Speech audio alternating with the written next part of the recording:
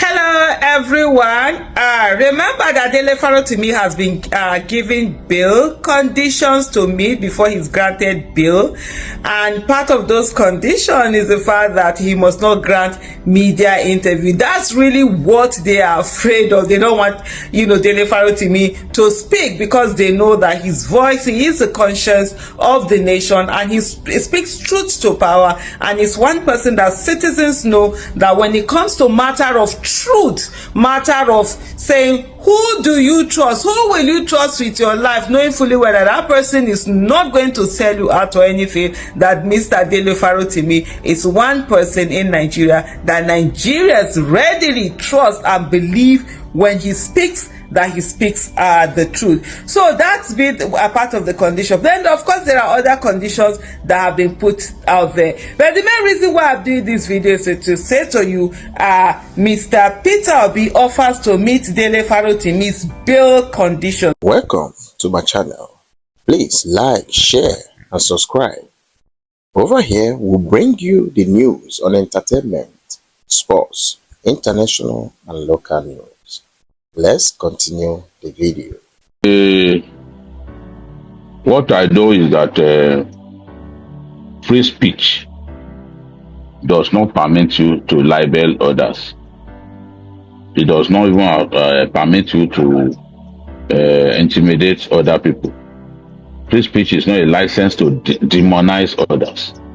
So when people talk about rights, they should know that these rights are not absolute. They must be exercised with caution. They must be exercised with a high sense of responsibility. So if the judge feels that allowing the guy who is before his court to continue to grant interviews, continue to abuse people in the process, it could even worsen the case and put himself in more trouble. The judge is at liberty to take the decision that he has taken. Don't grant interviews for now. People also seek interlocutory injunction, restraining people from further defaming them and all that. So it's well within the power of the judge to impose such a restriction. A judge that says you can't, by even taking his passport, it means that he cannot travel unless the court allows him to. Whether for Medicare or anything, he cannot go unless the court permits him to go for Medicare. Are people going to say that that is also an infringement of his rights? You come before a court. The moment you come before a court, you know that some of your rights can be taken away. And as I said earlier, free speech is not the license to demonize people, to insult people, to bully people in the cyberspace. If you look at it, I'm now wondering, with public figures like PeterObi intervening to meet the bail conditions, just as you said, what impact does this have on public trust in the impartiality and fairness of the Nigerian legal system? Do you think it might have a way of influencing whatever goes on? Talking about the court process and all of that. I do not see how this can influence the court process. PeterObi is the head of the obedient movement. Dele Farotimi is an integral part of the obedient movement. In fact, he boasted the other day that even in 2027 he would still support PeterObi, although we don't know yet whether Obi will contest on the platform of the Labour Party that is in crisis now, or he will find another platform. No one knows yet, but Dele has already indicated that he's going to support PeterObi again in 2027. So he's a loyal member of the obedient movement that PeterObi heads. So it's not surprising that PeterObi has decided to come through for him. PeterObi has decided to show up for him. As far as PeterObi is concerned, Dele should not spend any day within the four walls of the Nigerian prison, and is doing his best to get him out of prison. He has even spoken to Babalola, spoken to him to assuring that the matter is resolved amicably. But what Baba said was that it all depends on whether Farotimi is sober, whether Farotimi regrets his actions. And you can see with people like Showore attacking PeterObi just for trying to make peace. So that's to tell you how committed PeterObi is to this bearded individual. He sees him as somebody that he cannot abandon in his time of need. PeterObi has not done anything wrong by speaking with Chief Babalola, by intervening in the matter. I just don't understand why he was being attacked on this matter. No one knows how this whole saga will end. What I know is that the public can sometimes push you down a cliff. And when you are licking your wounds, they will not show up for you. They will be somewhere else. So I just hope that the matter is resolved one way or another, because I do not think that for both parties, I do not think that seeking peace is a bad idea for both parties. Interesting stuff. You've always advocated peace, at the end of it all, just the same way you've been doing for Nnamdi Kanu. But then I'm wondering, how can the legal system balance the enforcement of legal procedures with the protection of individual rights, in this Dele Farotimi saga, especially in high-profile cases involving activists and public commentators? The natural thing that big people will always have advantage, always have the advantage in any situation. Let me tell you, I'm a big football lover. I know that in England, the small clubs complain that the big clubs always gain an advantage in terms of refereeing. Big clubs have big coaches who are also influential. When a small club goes against a big club, many times the decisions will go against the small club. It is like that in the judicial cycle as well. It's a David versus Goliath situation. An upset could happen, as it happened in the fight between David and Goliath.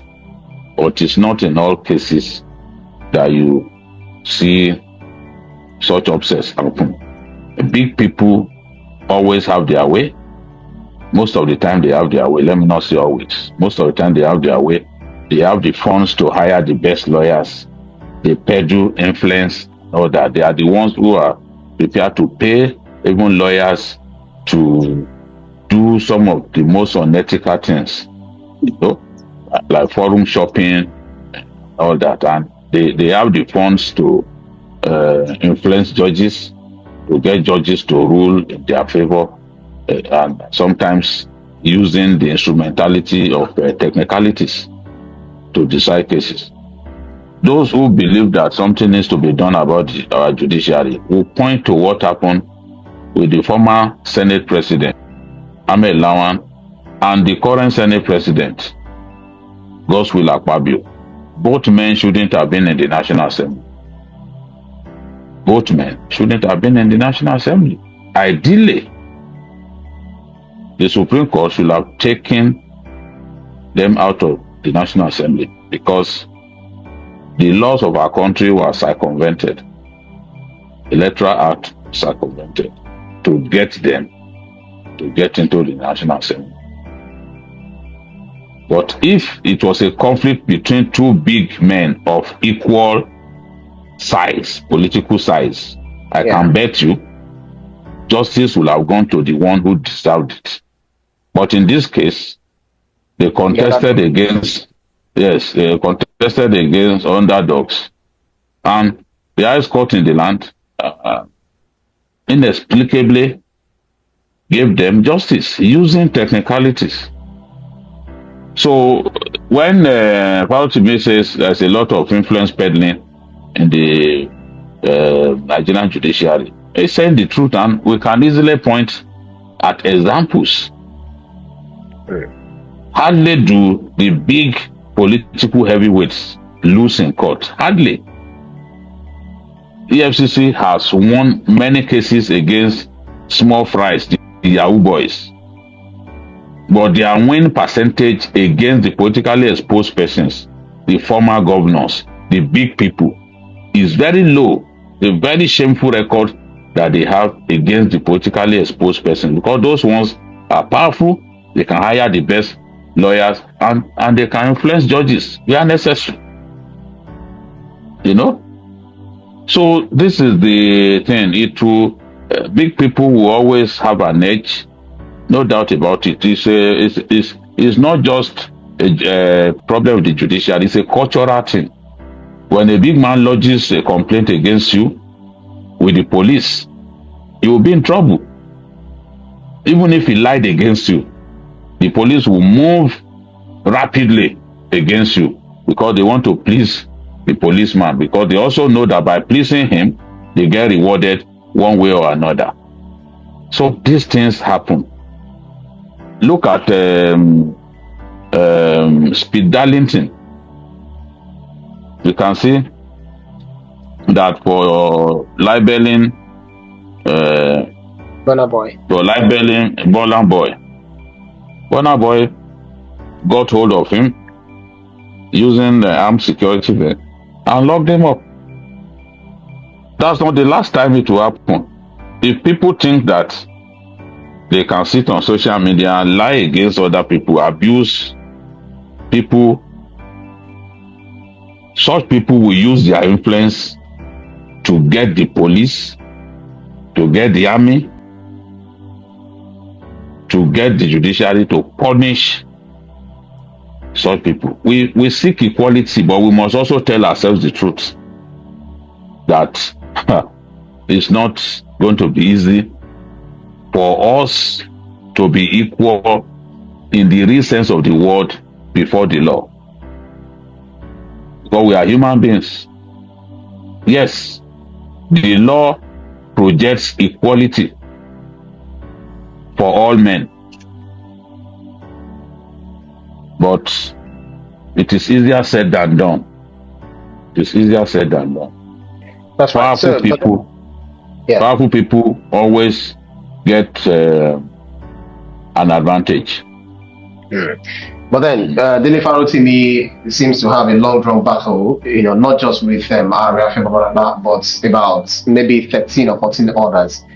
There is one already, Ibadan, who had already gone to court, and then the police on the other side as well, and then the judiciary as an institution, especially the Supreme Court, the apex court in the land, has also been dragged into this.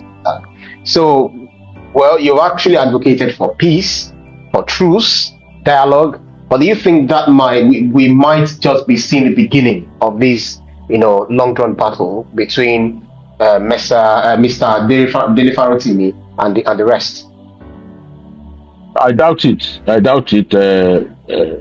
Dele is someone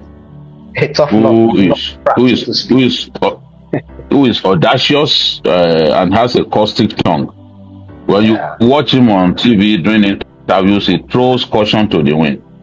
That's right. He opens his mouth, he talks down on people, he talks just anyhow, and he believes that he can explain away any situation.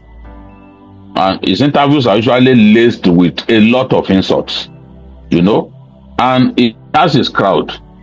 He is not likely to agree to apologize, for example, to the people that he has wronged. It's not likely, because his group will be telling him, no, don't apologize. And he will believe that if he apologizes, he will lose his standing before the people who are venerating him, who are praising him, who see him as a modern day hero. So he's not going to agree to apologizing to Babalola, but there are other people, and this is where I suspect that they will wear him out, because how does he get to defend himself in those cases? And these cases are most likely going to be in different parts of the country. But wherever you are reading his book, as far as the law is concerned, you can file an action in that place, because that will represent where the offense was committed. And if those cases are not consolidated, how many cases is he going to deal with? As I said earlier, the law is the law. Dele Farotimi does not come close to Soyinka in any way. Soyinka is an accomplished writer. Farotimi is not an accomplished writer. This is his first shake of the dice. Who knows, in future he may write many more books. He's not an accomplished writer. But Soyinka, despite how brilliant he is, he was sued, and his book, The Mandate, was ordered not to be sold in our country. You know?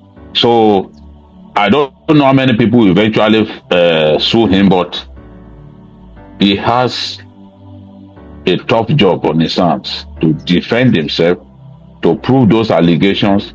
If you say somebody corrupted the judiciary, compromised the judiciary, you must come up with hard facts. You must show how exactly he did it. Did he give them money? If he gave them money, how did he give them the money? Did they use the banks? What banking instrument did they use to pass money to those judges? And those judges, those of them who are alive, they will be watching closely and see and try to see how they can defend themselves. Some of them are alive, some of the lawyers are alive. So, and people will be pushing them to take him to court. So how does he deal with all of those cases? You know, when eventually they are filed. No one is saying that he didn't say the truth. But when you mention individuals, you accuse individuals of being grand master of corruption, of being the arrowheads of corruption in the judiciary, then you have to prove that indeed those are the guys fueling the corruption in the judiciary. We do not argue that, yes, the judiciary is corrupt. Even the MBS emphasize that the Nigerian judiciary is corrupt. It's just like argue among yourself that Nigerian journalists are corrupt. Of course, we all know that journalists in our country are corrupt. Of course, we know that the police is corrupt. Of course, we know that the customs is corrupt. But it's a different kettle of fish when you now identify individuals. For that courage to identify individuals that, in your view, represent corruption in the judiciary, promote corruption in the judiciary, they will be looking to see whether you have evidence. And if they can see the sign that you are merely huffing and puffing, that you do not have the evidence to back what you set up, there will be more litigation coming your way. So I will say that the next few days are going to be really tough for him. So we have to grab our popcorn to watch the season fade. So do you think this, just like you said, by wearing Dele Farotimi out, talking about this legal tussle, do you think it will also affect? Well, he has been banned from granting media interviews, but let's assume they've actually reached a truce, maybe there's a dialogue, and everyone decides to be peaceful at the end of the day. Do you think this might impact the way Dele Farotimi goes about criticizing people, making some, in fact, some maybe invective sometimes whenever he speaks on a national TV as regards national matters? No one knows until a man is taught an exemplary lesson. He would think that he has the liberty to open his mouth and abuse people at will. Until a man is taught exemplary lesson.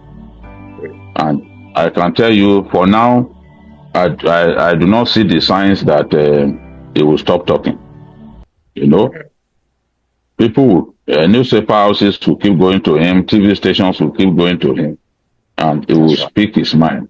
But on this matter, given that he's a lawyer, even though he's not a practicing lawyer,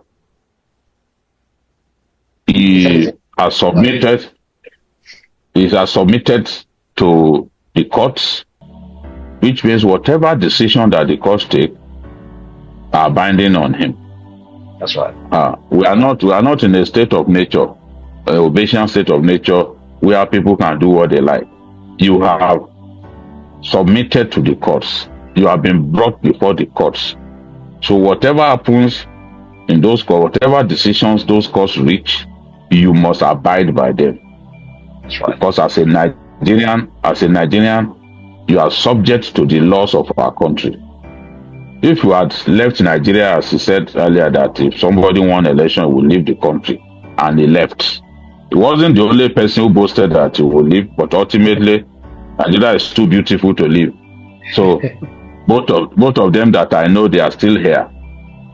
You know, he was given an example that it was because he didn't win the election that he decided to stay.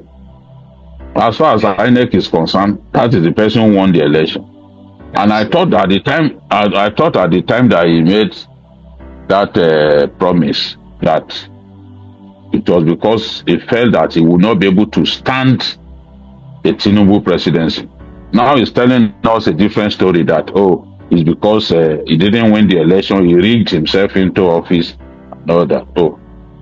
But you didn't give us conditions that, but if he rigged the election, I will not go. You said that if he won the election, the results point to the fact that he won the election. Elections are never perfect. Absolutely. You know? But politicians must abide by the outcome. So all of these things, I just believe that he has to be more sedate.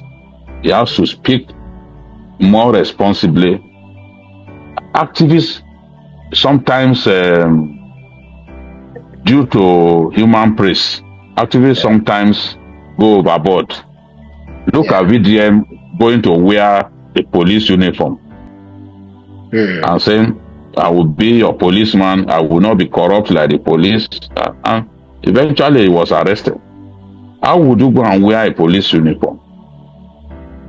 Without permission, you just went, got a police uniform somewhere. So activists, as much as the people love them for what they do, they must also realize that they cannot go against the law. They are not bigger than the state, and because they are not bigger than the state, they can be arrested when they infringe on the laws of our land. Absolutely. So ultimately, both Babalola and Dele Farotimi will learn an exemplary lesson from the court cases that are due to begin once this bill is perfected. All right. We keep close tabs on developments, regarding this issue. Then we come back here to talk about and analyze and get your, proper analysis as they continue to unfold. But then that's our show for today's edition of Issues with Jide. Special thanks to you, Babajide Kolado Studio, for those insightful analyses as always. And this is the Guardian coming out to report this. The coordinator of the obedient movement globally has announced that former presidential candidate and movement leader PeterObi has offered to fulfill the bail conditions of human rights lawyer Dele Farotimi. This comes after a federal high court granted Farotimi a 30 million naira bail following charges filed against him. Farotimi, known for his outspoken criticism of systemic issues in Nigeria, has faced public attention and support throughout the legal proceedings. According to the coordinator, Obi expressed gratitude to the court and all parties involved. He called for a resolution in the best interest of the legal system and all stakeholders. The obedient movement continues to rally around Dele Farotimi, underscoring the need for justice and transparency in Nigeria's judicial processes. Farotimi's case is scheduled for further hearing in January 2025. It's all about the law. And nobody is saying that Babalola does not have a right to sue or go to court if he feels that he has been defamed in the book that Dele Farotimi has written, the criminal justice system in Nigeria. But for Babalola to use the same justice system that was described in the book, in the manner that was described in the book, is what is not acceptable. The fact that the Nigerian police has turned itself into a willing tool of oppression is not acceptable. The fact that someone can be charged for a crime that does not even exist in the crime is not acceptable. But hey, we are in Nigeria and we'll continue to fight against all of this injustice. Mr. PeterObi has been one that right from the beginning has stood with Dele Farotimi on this issue. Immediately it happened, Dele Farotimi was abducted by the Nigerian police. Mr. PeterObi took to his Twitter handle where he expressed in no uncertain terms, his displeasure at the way justice was being handled. And he also, few days after Dele Farotimi was abducted, taken to Lagos, it was found out that the Nigerian police from Ekiti were the abductees, and he went there to see both Babalola and also Dele Farotimi. There are a lot of people who were angered at that particular visit because they felt, oh, why are you going to beg? Nobody said anything about begging. And if we understand what leadership is truly all about, that is playing the part of leadership. You are not taking sides with anyone. You are only ensuring that justice is allowed to take its course. And that's what Mr. PeterObi has constantly done in this whole issue. And so now that finally the court, after remanding, after keeping Mr. Dele Farotimi for so long, today is 21st of December. He was abducted, I think, 2nd or thereabout. 2nd, we got to hear about it by 3rd. So it's either 2nd or 3rd. But the news broke on the 3rd. He was abducted and taken away. And after this long, they've decided they're going to give their bail terms. And Mr. PeterObi has stood up once again to say that he will help, he'll be that person, that surety that will stand for Mr. Dele Farotimi. Mr. Dele Farotimi, in the bail condition, has been asked to drop his international passport, must get someone that is, that of course, a surety with landed property and all of that, and he must not grant any news. But the next thing that you're going to hear is that they'll come out and say that, oh, they want someone that has a property in Ekiti State within the jurisdiction of the court. Hey, they always play the same script again and again and again. They don't have it in them to switch it up a little bit. But hey, the truth is one, and it was always prevail. And one of the things I would say to every one of us is that let's stand for what is right, what is the truth. And kudos to Mr. PeterObi for always standing, for always being there for citizens, for being that person, the leader with empathy, who always thinks about the interests of the citizen and is always there, and we put in the work and we go the way. The other day we saw him at going to visit an obedient family that one of his supporters. Unfortunately, his family were involved in a gas explosion. He went there, sat with them, visited them, was there with them. That is leadership. Leadership that a lot of people do not understand, and sometimes they say that, oh, it's weakness. It's not weakness. It's caring.